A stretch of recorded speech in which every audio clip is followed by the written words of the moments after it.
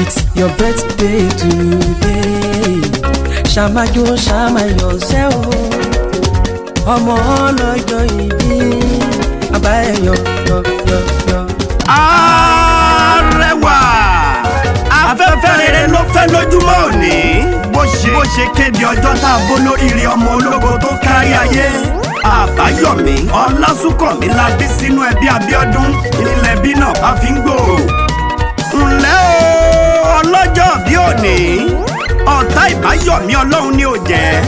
Ìwọ lòkúta tí mọ̀lé kọ̀ sílẹ̀ lọ́jọ́sí tó di pàtàkì igunlé ẹ ò ríṣẹ́ kábíyèsí Èdùmàrè.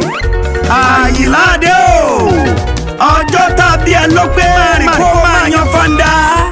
Ìtọ̀nà ògo rẹ tó tàn yóò ní wọ́ọ̀kùn lọ́lọ́lọ́wọ́ bá mi Àláùrà. Ó yá ọmọ wọn níjàyè kúrú mi òkú ewu torí ìrìn àjò ńlá ìnílé ayé jẹ́. Ká máa dúpẹ́ fọlọ́run ọba tó tún jẹ́ kó ṣọdún karùnléláàádọ́ta lókè èèpẹ̀. Ó ti dé o Ọlásùnkànmí dé ọkùnrin ogun ọmọ Ìjàyè Kúrúnmí Àjàdí Ìkó Àyìnládé ó ti ṣọdún èyí náà ó sì ṣẹ̀mí. Happy birthday to you Àbáyọ̀mí Abíọ́dún. Every 28th of December is your day. Tọdún 2021 ló pé ìní gbogbo èèyàn ṣe ń bá ọ yọ̀.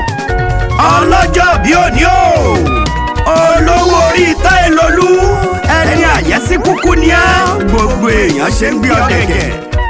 Ọlásùnkànmí Àyìnlá ìwọ ti gòkè àgbà iná ò ní jábọ́ ibi gíga láyé rẹ ò ní rẹlẹ̀. Ǹlẹ́ o Àbáyọ̀mí pé 55 years lókè èèpẹ̀ ṣe ipò tọ́pẹ́. Láṣẹ bọ́ dúpẹ́ fọ́bọ̀ ọlọ́pẹ́ tọ́pẹ́ yẹ tí ò jẹ́ káyẹyẹ rẹ̀ ó di yẹ̀yẹ́. Ó ti yá Àbáyọ̀mí Abíọ́dún máa jókòó máa yọ̀.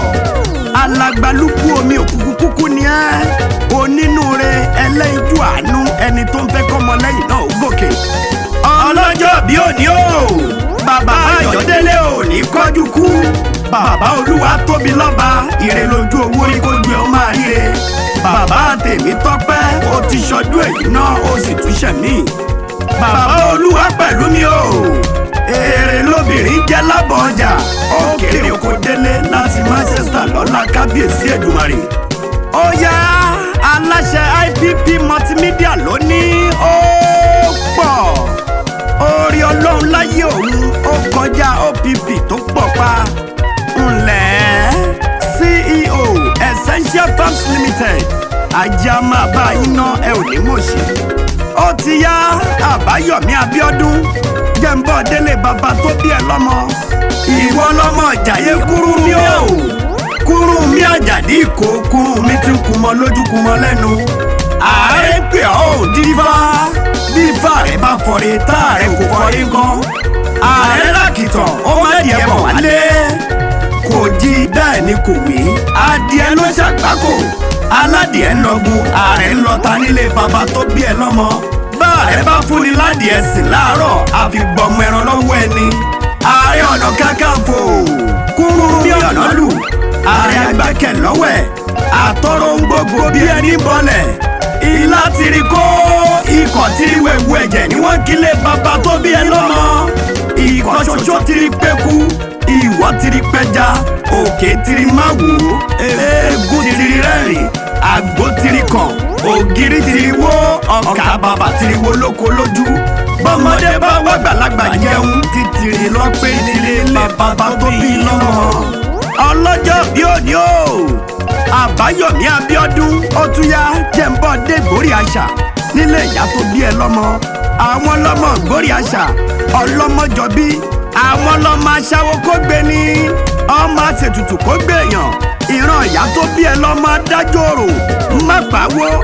Àwọn lọ́mọ ẹ̀lúkú mẹ́dẹ́mẹ́dẹ́ ọmọ alágẹmọ mẹ́rìndínlógún ni wọ́n kílé ìyá tó bí ẹ lọ́mọ. Àwọn lọ́mọ aṣàlẹ̀ jẹ̀jẹ̀ bí ẹni òróbìnrin rí bí ogún bí ọgbọ̀n ó ń bẹ nílé wọn. Àwọn lọ́mọ orò tí ń pagi ọmọ orò tí ń pọ̀pẹ̀ àwọn náà lọ́mọ orò tí ń dún yànmùyànmù.